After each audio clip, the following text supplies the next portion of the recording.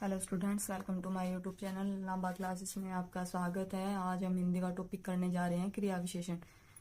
तो पहले हम जानेंगे कि क्रिया विशेषण होता क्या है। वह जब वाक्य के अंदर कोई भी मूवमेंट हो या वाक्य के अंदर कोई भी एक्शन हो या वाक्य में क्रिया की विशेषता बताते शब्द होते हैं जो उन्हें हम क्रिया विशेषण कहते हैं। जैसे इसका एग्जाम्पल लेंगे हम, राम धीरे चलता है।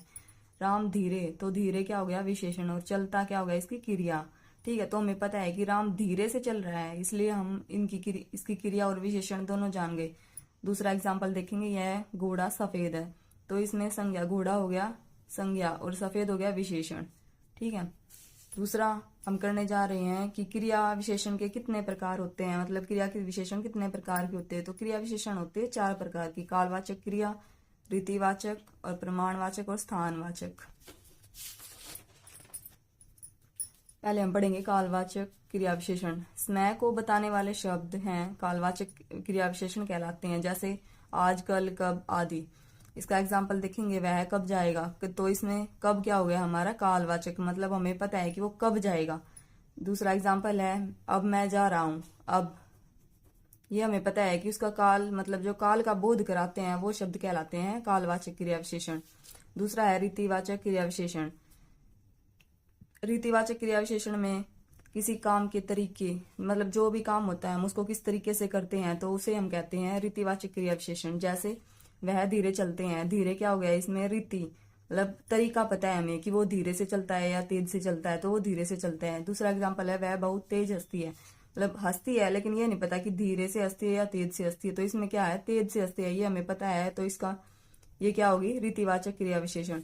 तीसरा है परिमाणवाचक क्रिया विशेषण। जिस वाक्य में आप माप तोल जैसी चीजों को बताते हैं परिमाणवाचक कहलाता है। जैसे मैं बहुत अधिक थक गया हूँ, बहुत अधिक क्या हो गया, इसका मतलब समय का पता है कि वो बहुत अधिक किस समय थका है। दूसरा है, वह कम पढ़ता है। कम, कम क्या हो गया हमारा यहाँ पे परिमाणवाचक क्रिया विशेषण, तो हमें पता है कि वह कम पढ़ता है।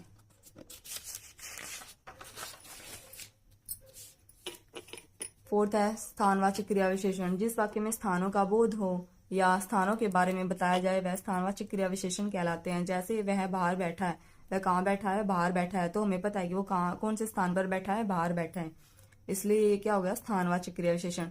दूसरा एग्जाम्पल है इसका, वह ऊपर गई। वह ऊपर गई, हमें पता है कि वह ऊपर गई है, ये क्या हो गया स्थानवाचक क्रिया विशेषण। तो हम इसकी सिंपल ट्रिक से इसको याद करेंगे तो क्या होगा, कालवाचक क्रिया विशेषण काम कब हुआ, मतलब समय को बताया गया है कि कब हुआ है। और रीतिवाचक क्रिया विशेषण काम कैसे हुआ है।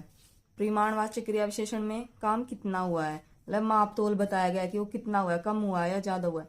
स्थानवाचक क्रिया विशेषण काम कहाँ पर हुआ है, मतलब किस स्थान पर हुआ है, बाहर हुआ है, अंदर हुआ है, या फिर किसी गांव में या फिर किसी शहर में, इस आदि। तो लास्ट हम यही कहना चाहेंगे कि आपको वीडियो पसंद आई हो तो चैनल को लाइक, शेयर एंड सब्सक्राइब करें।